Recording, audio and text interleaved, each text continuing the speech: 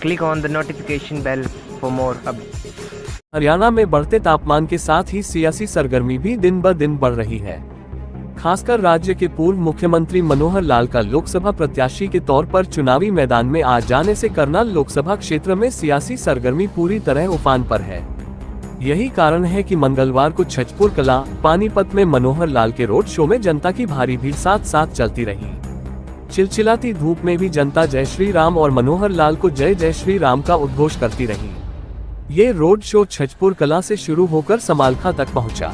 Road show के बाद समालखा में जनता को संबोधित करते हुए कहा कि हरियाणा से सभी 10 सीटों पर भाजपा की जीत के लिए पिछले चुनाव के मुकाबले इस बार और अधिक संख्या में मतदान करने की अपील की। भाजपा के स्टार प्रचारक मनोहर लाल ने मतदाताओं को आगाह करते हुए कहा कि अगर गलती से भी कमल से इधर उधर वोट पड़ गया तो देश फिर से अंधकार में चला जाएगा।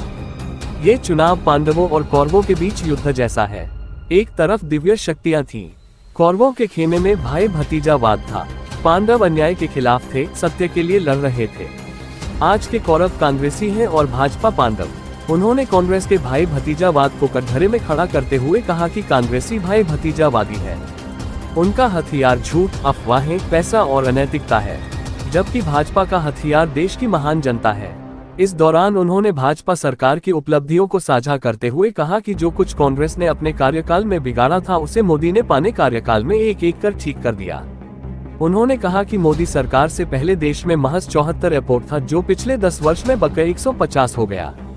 450 विश्वविद्यालय थे, जो आज 1100 हो गया है। सिर्फ 384 मेडिकल कॉलेज थे, जो बढ़कर 700 हो गया।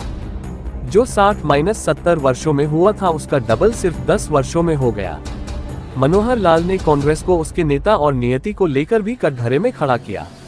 उन्होंने कहा कि कांग्रेस बिखर गया है, उसके पास न नेता है न संगठन, जबकि मोदी ने अपने शासन का मॉडल जो पेश किया है उसका नमूना मात्र है कश्मीर से आर्टिकल 370 को हटाया जाना, भव्य राम मंदिर का निर्माण, भारत का विश्व भर में 5वीं बड़ी आर्थिक शक्ति होना, मुस्लिम महिलाओं को 3 तलाक से मुक्ति भी मोदी की देन है।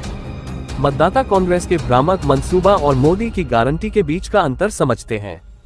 ये रोड शो मोदी को तीसरी बार पीएम बनाने और 400 सीटें लेने का शंखनाद है। निश्चित ही हम 400 से अधिक कमल खिलाने में कामयाब होंगे, क्योंकि देश की जनता को मोदी की गारंटी पर भरोसा है।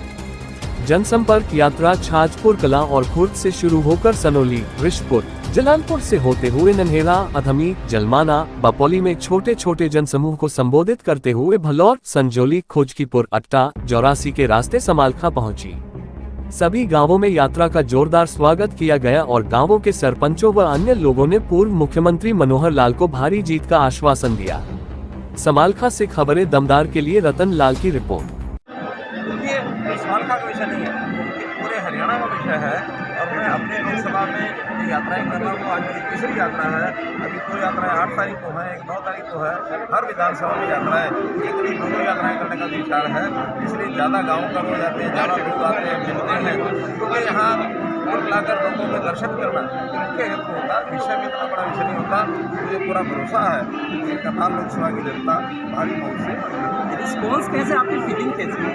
मेरी फीलिंग आप देख रहे हैं चेहरे से, रिस्पॉन्स आप जनता में देख रहे हैं, इसलिए दोनों बातें प्रत्यक्ष आपको दिख रही है।